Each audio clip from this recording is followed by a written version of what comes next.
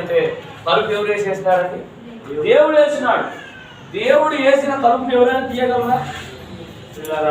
అవకాశం ఇస్తూ వచ్చాడు, సమయం ఇస్తూ వచ్చాడు, హెచ్చరికలు తెలియజేస్తూ వచ్చాడు. చాలా పెద్ద ఓడ కట్టినప్పుడు ఆ ఓడ కట్టించేటప్పుడల్లా ఆయన స్వార్థ ప్రకటిస్తూనే ఉన్నాడు. రండి, మారు మనసు పొందండి, దేవుని చిత్తానుసారాన్ని జీవించండి, ప్రజలందరినీ దేవుడు ఇలా శిక్షించబోతున్నాడు, ఈ శిక్షణను తప్పించబడాలంటే ఆ ఓడడానికి ఎక్కండి అంటే ఎవరు వినలేదు. ఏమో అప్పుడు ఎవరు చూస్తాంలే, అప్పుడు ఎక్కుదాములే అని ఆలోచన చేశారు. కానీ చివరికి ఏమైపోయినారంటే చనిపోయినారంటే భూమి మీద మొత్తాన్ని కూడా తుడిపేసేసినారు.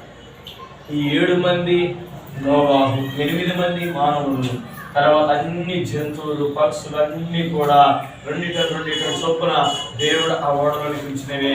ఇప్పుడు మనం చూస్తున్నటువంటి అన్ని కూడా ఇప్పుడు మంచి వర్షం పడింది అనుకోండి, ఎంత వర్షం పడింది అనుకోండి, మనకు అక్కడ ఇంద్రధనుస్సు అనేది ఒకటి కనబడుతుంది ఆకాశంలో, చూడండి. అప్పుడే దేవుడు ఒక మాట చెప్పాడు, నా ధనుస్సును నేను మేఘంలో ఉంచుతానని చెప్పాడు. ఇటువంటి వర్షము తోర నేను ఎన్నడూ ఇక మానవులను నేను చంపను, తుడిచివేయను అని దేవుడు ఆ రోజు ఒక నిర్ణయం తీసుకున్నాడు. వర్షం పెద్దగా పడతా ఉందనుకోండి, ఇక ఇంద్రధనుస్సు కనపడితే ఇంకా ఆగిపోతుంది. అర్థం చేసుకోండి, నా ధనుస్సును మేఘంలో ఉంచుకొని నా నిబంధన నేను గుర్తు చేసుకుంటాను అని చెప్పాడు దేవుడు. ఏముంచినాడంట?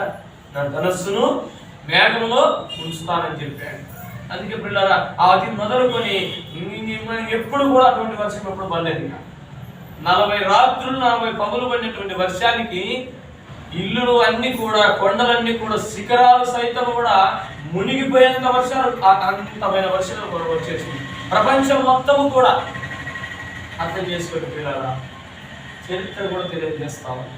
ఈ రోజు కూడా ఆ ఓడ ఒక ప్రాంతంలో నిలిచి ఉందండి. ఇప్పటికీ కూడా మీరు గూగుల్లో సెర్చ్ చేసి చూస్తే నోవాహు ఓడను చూస్తే ఇప్పటికీ కూడా ఓడ ఆ కొండ మీద నిలిచి, అరరాతు కొండ, ఆ కొండ పేరు ఏం కొండ అండి?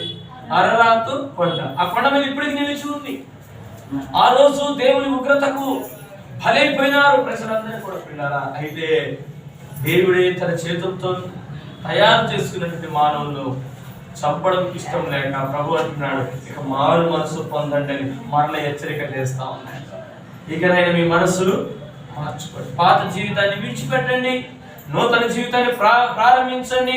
మీరు ఏమి కలిగి ఉండాలంటే ఆకలి కొనిన వారికి మీరు ఆహారము పెట్టండి, దప్పికొనిన వారికి దాహము ఇవ్వండి, రోగంతో ఉన్న వారిని మీరు వెళ్ళి పరామర్శించండి, చెరసాల్లో ఉన్నటువంటి వారిని చూడండి, వారికి ప్రార్థన చేయండి, వస్త్రం లేని వారికి వస్త్రం ఇవ్వండి. ఇది చెప్పాడు దేవుడు. మీరు ప్రేమ గుణాన్ని కలిగి ఉండండి, ప్రేమ కలిగి జీవించండి, సమాధానం కలిగి ఉండండి, సంతోషం కలిగి ఉండండి, మంచితనం కలిగి ఉండండి. ఇది దేవుడు తెలియజేస్తూ వచ్చాడు.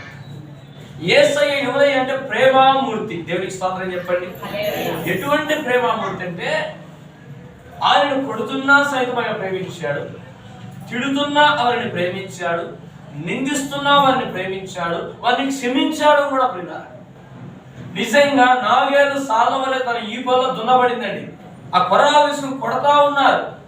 వాస్తవానికి ఇప్పుడు సిలువ ఎవరికి వేసేవాళ్ళంటే తప్పు చేసిన వాడికి, పాపం చేసిన వాడికి సిలువ వేస్తారు. ఆ కాలంలో యేసుక్రీస్తు ప్రభుతో పాటు ఆవలోకలు సిలువ వేశారు. దొంగల్ని కూడా, 2 దొంగలు కూడా సిలువ వేశారు. ఆ 2 దొంగలతో పాటు యేసు ప్రభువు కూడా